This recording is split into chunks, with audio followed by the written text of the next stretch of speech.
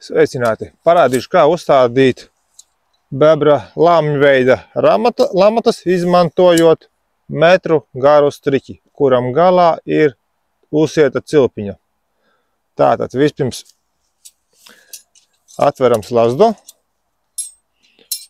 veikur starp atsperi ir riņķi, valkam cauri, vienreiz caur riņķiem. Un to pašu izdaram otrreiz. Izveram cauri. Šo galu liekam uz kājas un savelkam. Un uzliekam drošinātāju virsū asperei. Striķi izveram ārā. Un viena aspera ir nodrošinātāta, uzliekot virsū drošinātāju.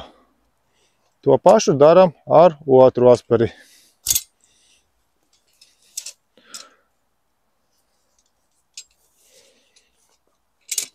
Arī caur diviem riņķiem. Šito uz kājas un asperi savalkam, uzliekam drošinātāju.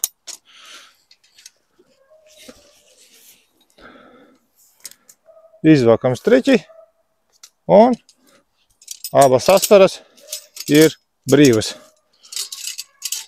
Tad ņemam pašu slazdu un valkam uz otru pusi.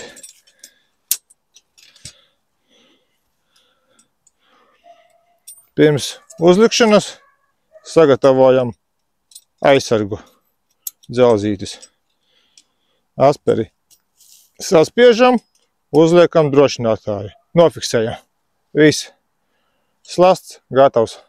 Noņemot drošinātājus, pašus pēdējos, kas slasts ir uzstādīts jau attiecīgajā vietā.